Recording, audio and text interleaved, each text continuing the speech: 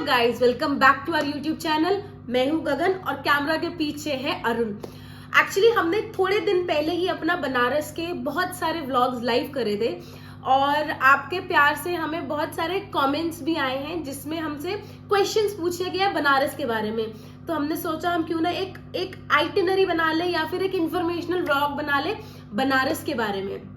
तो इस व्लॉग में हम आपको बताएंगे कि बनारस पहुंचना कैसे चाहिए, आप कहाँ रह सकते हैं, आप कहाँ घूम सकते हैं, बजट में आप क्या खाएं, क्या पिएं, क्या खरीदें वहां से। तो हमारा व्लॉग बिल्कुल एंड तक देखना क्योंकि हम बहुत सारी माइन्यूट डिटेल्स आपको बताएंगे।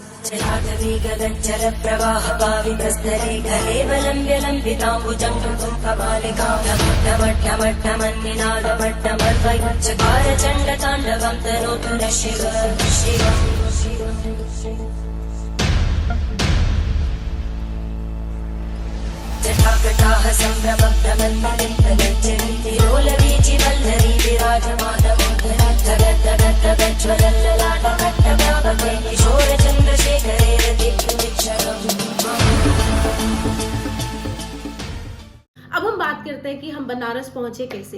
दिल्ली से बनारस का जो डिस्टेंस है वो है अप्रोक्सीमेटली 850 किलोमीटर और 3 तरीकों से आप पहुंच सकते हैं बनारस, या तो रोड से, या तो ट्रेन से, या तो एयर से। अगर आपको रोड से पहुंचना है तो आराम से अपनी गाड़ी निकालो या टैक्सी निकालो और आप पहुंच सकते हैं। अगर आपको फ्लाइट से पहुंचना है तो बहुत सारी फ्लाइट्स चलती हैं फ्रॉम दिल्ली टू वाराणसी, और क्योंकि एक इंटरनेशनल एयरपोर्ट भी है यहाँ पर। तीसरा तरीका है जो कि हम हमेशा प्रेफर करते हैं वो है ट्रेन का। एक मैं आपको ट्रेन का नाम बता देती हूँ विच इज शिव गंगा।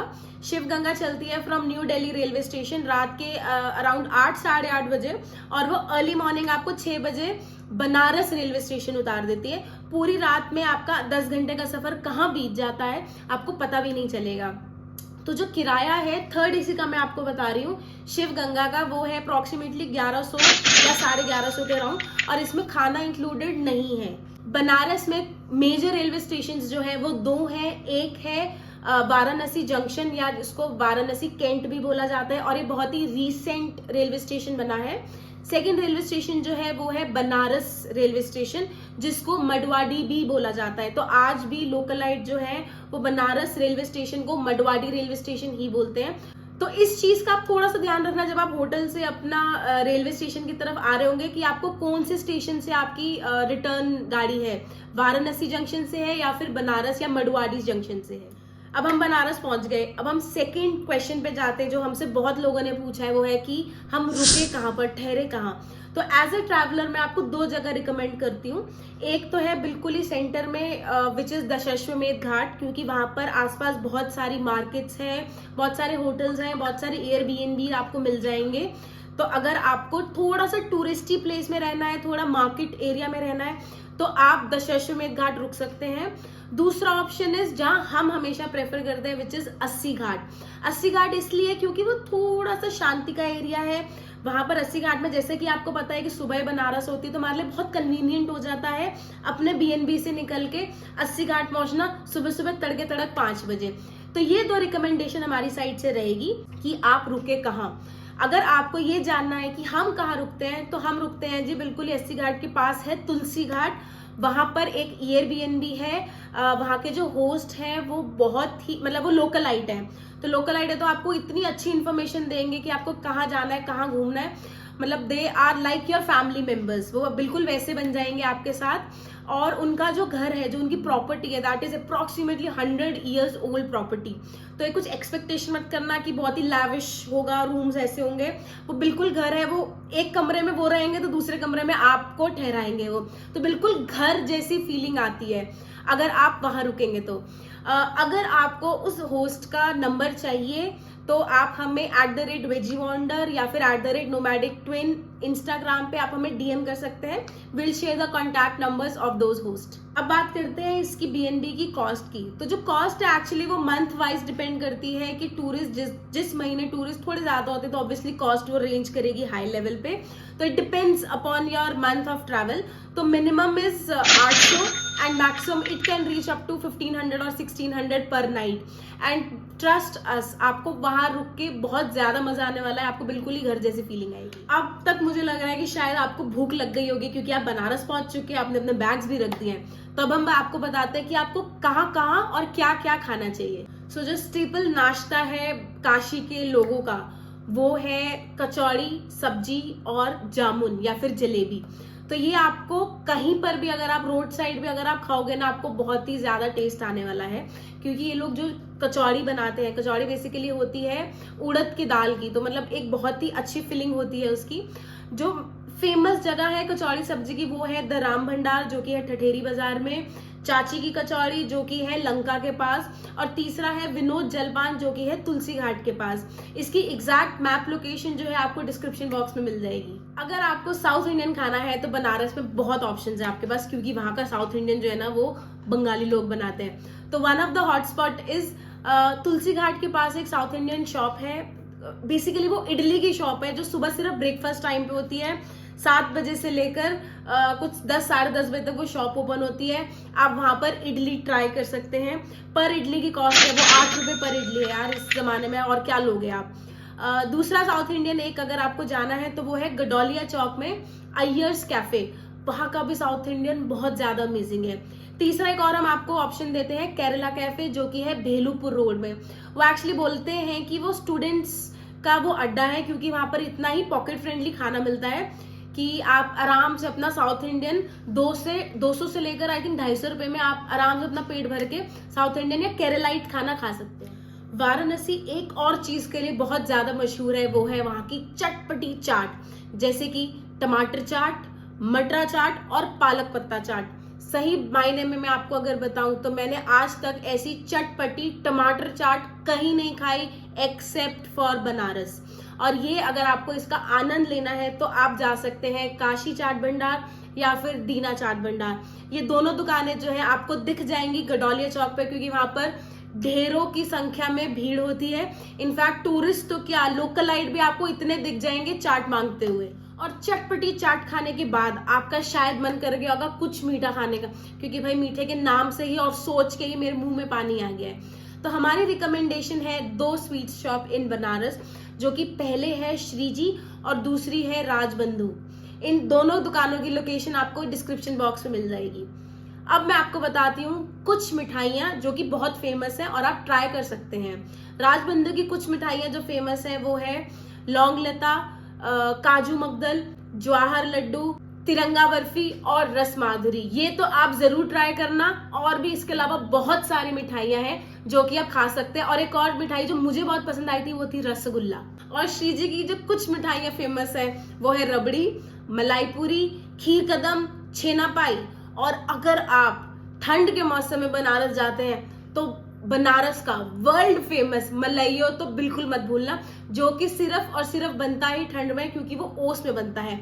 अगर आपको मिठाइयों का हमारा पूरा व्लॉग देखना है तो आप इस लिंक पे क्लिक कर सकते हैं, जो कि आपको यहीं कहीं स्क्रीन पे दिख रहा होगा। हमने यहाँ पर सारी की सारी मिठाइयाँ जितनी हम कवर कर सकते थे बनारस की सारी कवर करी है आपके लिए। ये तो हो गई जी देसी मिठाइयाँ। अगर आपको थोड़ी सी अंग्रेजी मिठाई खानी है जैसे कि एप्पल पाई, तो आप ट्राई कर सकते हैं। 80 घाट पे है पिज़ेरिया, जो कि बहुत पुरानी शॉप है। वहां पर एप्पल पाई विद आइसक्रीम ये बहुत ज्यादा फेमस है, तो आप इसे भी जरूर ट्राई करना। वाराणसी तो है ही माँ गंगा का घर, और माँ गंगा की आरती 2 टाइम पे होती है, एक होती है सुबह और एक होती है शाम में। 2 घाट हैं जो कि माँ गंगा आरती के लिए बहुत ज्यादा फेमस है, वो है दशाश्वमेध घाट और दूसरा है 80 घाट। अगर आपको इवनिंग आरती अटेंड करनी है तो आप दशाश्वमेध घाट की आरती अटेंड कर सकते हैं। सर्दियों में जो टाइमिंग है आरती का वो रहता है अप्रोक्सीमेटली 6 बजे और गर्मियों में रहता है 7 बजे। बेस्ट स्पॉट अगर आपको आरती अटेंड करनी है तो दशाश्वमेध घाट में मैं आपको रिकमेंड करूंगी कि आप बोट में जाएं, और बोट में बिल्कुल ही दशाश्वमेध घाट के सेंटर में आप अपनी बोट खड़ी कर लें और वहां पर आपको बहुत अच्छा व्यू मिलेगा आरती का। अगर आपको बोट पे आरती अटेंड नहीं करनी है, आपको बिल्कुल ही घाट पे अगर आपको आरती अटेंड करनी है दशाश्वमेध घाट की, तो आपको थोड़ा पहले आना होगा, क्योंकि दशाश्वमेध घाट में काफी रश होता है।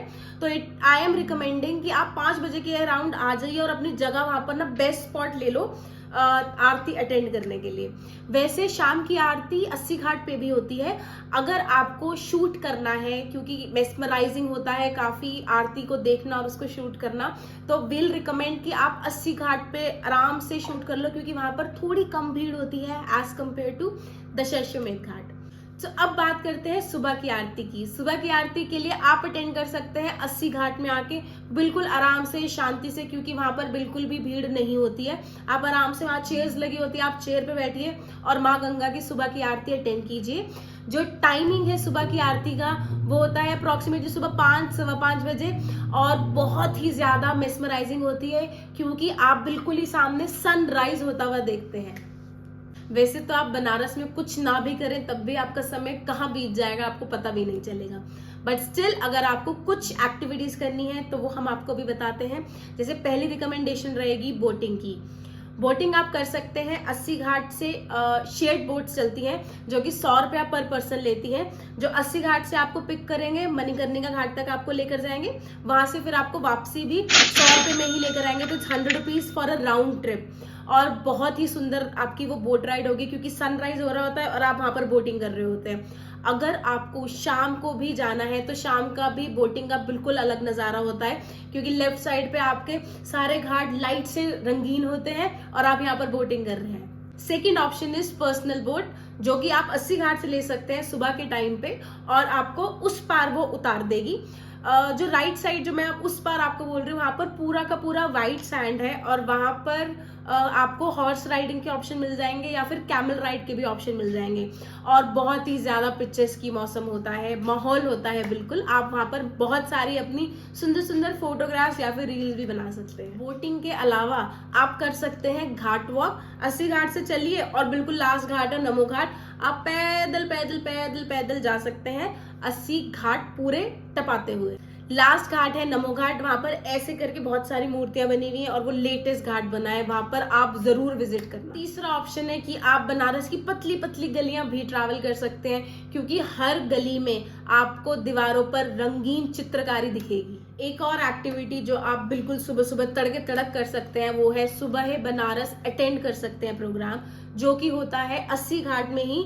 जब माँ गंगा की आरती खत्म होती है उसके बाद ये कार्यक्रम शुरू होता है। इसमें कलाकार आते हैं, वो अपना कला को दर्शाते हैं, जैसे कि डांसर्स आते हैं या म्यूजिशियंस आते हैं। उसके बाद होता है yoga for half an our.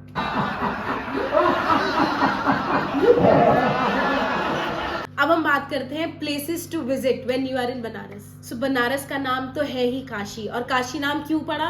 क्योंकि ये है शिव जी का एक ज्योतिर्लिंग जिसका नाम है काशी विश्वनाथ मंदिर। तो आओ चलें काशी मंदिर। मंदिर में अगर आपको आरती अटेंड करनी है तो 2 टाइम पे आरती होती है। एक होती है सुबह अभिषेक आरती और एक होती है रात में शयन आरती।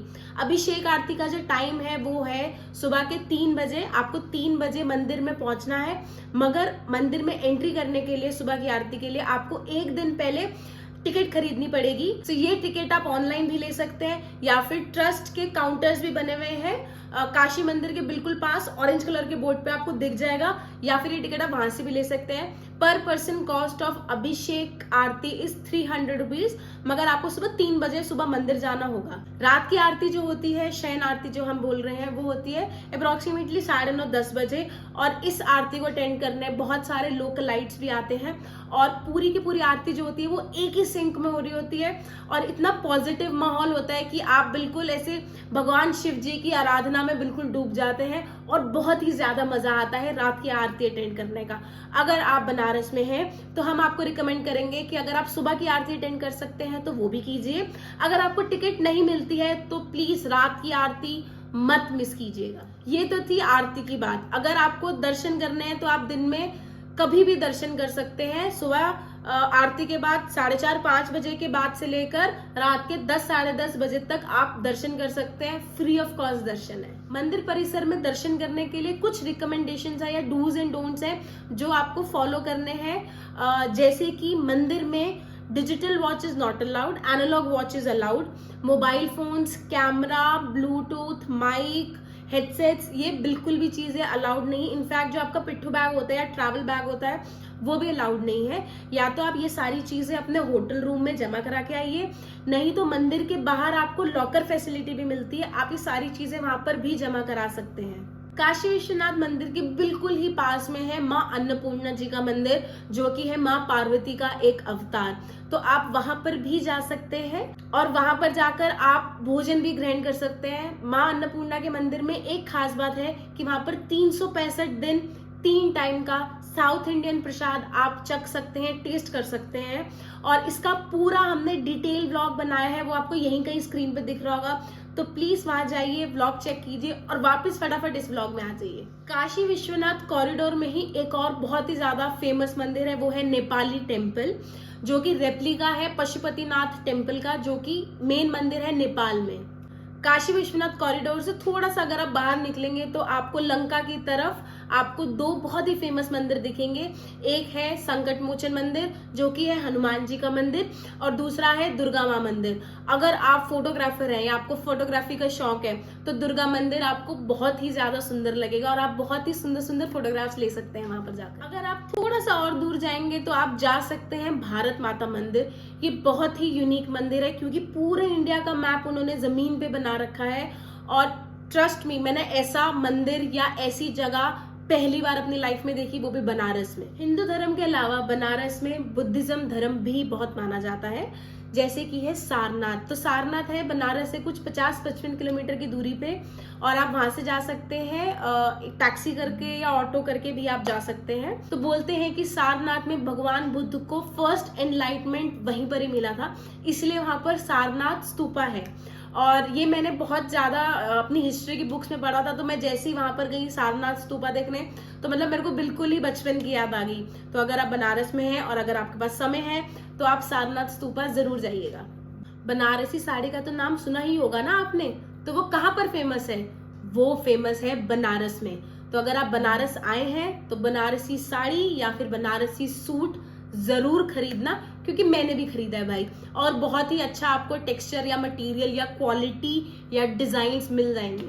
सो ये एक और हमारी रिकमेंडेशन है। अब हम बात करते हैं best time to visit in Banaras. वैसे तो बनारस में आप 12 महीने कभी भी जा सकते हैं घूमने, मगर हमें बनारस जाना थोड़ा ठंड में पसंद आया, क्योंकि वहां पर आपको मिलता है मलइयो, और गंगा घाट के किनारे ठंड में धूप में घूमने का तो अलग ही मजा है। इस साल हम गए थे बनारस नवंबर में, क्योंकि हमें अटेंड करना था देव दीपावली, और देव दीपावली मनाया जाता है दिवाली के जस्ट बाद, जो फर्स्ट पूर्णिमा आती है उस दिन मनाया जाता है। बहुत ही अद्भुत नजारा होता है और बहुत ही सुंदर इवेंट मनाया जाता है। इस साल 21 लाख दिए जले थे पूरे घाट में, तो बहुत ही सुंदर एक व्यू था।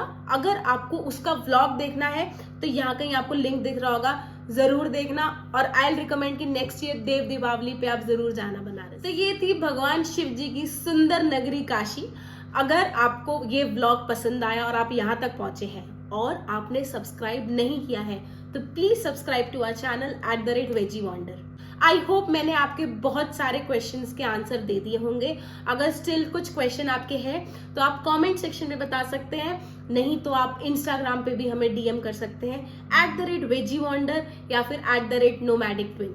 This is Gagan signing off, और आपको जरूर हम मिलेंगे जल्दी ही अलग शहर में एक अलग कहानी के साथ। Till then bye bye. जल प्रवाह पावितस्तरे कलेवलम्ब्य लम्बिताम्बुजं कपालिकां